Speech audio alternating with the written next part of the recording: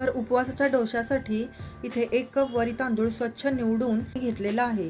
त्यानंतर 1 कप वरी तांदळासाठी पाव कप साबुदाणे घेतलेले आहेत आणि दोन्ही एकत्र करून 2 ते 3 वेळा स्वच्छ धुवून घेतलेले आहेत। आता यामध्ये पुरेसं पाणी ओतून 2 तासासाठी मी झाकून ठेवणार आहे की जेणेकरून चांगलं भिजलं जाईल। तर इथे 2 तासानंतर छान आपलं धान्य भिजलं गेलेलं आहे। आता पाणी गाळून मिक्सरच्या भांड्यात हे 2 बॅच मध्ये बारीक होईपर्यंत वाटून घेणार आहे। बघू शकता इथे छान आपलं डोसा बॅटर बारीक वाटलं गेलेलं आहे आणि एका पातेल्यामध्ये काढून दुसऱ्या बॅचचं पण बॅटर ह्यामध्ये वाटून ऍड केलेलं आहे। बॅटर आपण एकजीव होईपर्यंत मिनिटभरासाठी छान ढवळून घेतलेलं आहे आणि 7 ते 8 तास किंवा रात्रभरासाठी फर्मेंट होण्यासाठी झाकून ठेवलेलं आहे। आपण यामध्ये इनो किंवा सोडा काहीही वापरणार नाही आहोत।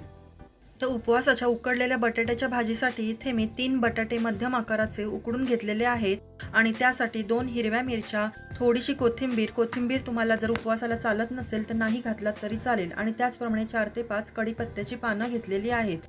तर उकडलेला बटाटा आपण सोलून त्याला कापून घेऊया। फोडणीसाठी आपण 1 चमचा तूप घेतलेला आहे पॅन मध्ये, त्यात अर्धा चमचा जिरं, बारीक चिरलेली हिरवी मिरची, कढीपत्त्याची पानं हे सर्व 20 ते 30 सेकंद परतून झाल्यानंतर चिरलेला बटाटा यामध्ये मी घालून चवीनुसार मीठ घालून ढवळून घेतलेला आहे। आवश्यकतेनुसार बारीक चिरलेली कोथिंबीर आणि ओलं खोबरं घालून मी एकत्र होईपर्यंत छान मिक्स करून घेतलेला आहे। मिनिटभराची झाकण ठेवून वाफ दिलेली आहे आणि त्यानंतर आपली उपवासाची बटाटा भाजी तयार झालेली आहे। नंतर उपवासाच्या चटणीसाठी इथे पाव कप खोबरं घेतलेलं आहे, 2 हिरव्या मिरच्या, थोडीशी कोथिंबीर, पाव टीस्पून जिरं आणि 4 ते 5 कढीपत्त्याची पानं, त्याचप्रमाणे 3 ते 4 चमचे भाजलेले शेंगदाणे सालं काढून इथे घातलेली आहेत आणि अर्ध्या लिंबाचा रस तसंच आवश्यकतेनुसार पाणी आणि मीठ घालून चटणी वाटून घेतलेली आहे। तर इथे आपली उपवासाची आंबट तिखट चटपटीत अशी चटणी तयार झालेली आहे। उपवासाच्या डोश्यासाठी आपण आदल्या दिवशी इथे पीठ फर्मेंट करण्यासाठी ठेवलेलं होतं, ते चांगलं मस्त फर्मेंट होऊन फ्लफी झालेलं आहे। आता यामध्ये चवीनुसार मीठ घालून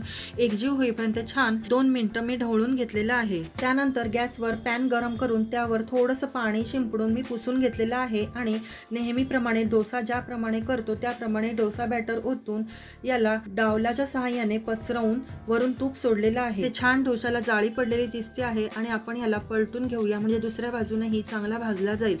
तर आपला एक डोसा तयार झालेला आहे। याचप्रमाणे आपण दुसराही डोसा करून घेऊया। आज मी व्हिडिओमध्ये दाखवल्याप्रमाणे 1 कप वरीच्या प्रमाणात हे डोश्याचं प्रमाण तुम्हाला दाखवलेलं आहे, पण यामध्ये 6 ते 7 डोसे आरामात बनतात। तर आजची माझी उपवासाची परिपूर्ण आणि पोटभरीची मनाला तृप्त करणारी अशी उपवासाची थाळी तुम्हाला कशी वाटली, माझी रेसिपी, माझी करण्याची पद्धत आणि माझा व्हिडिओ जर आवडला असेल तर व्हिडिओला पटपट लाईक करा, शेअर करा, चॅनलला सबस्क्राईब करायला अजिबात विसरू नका।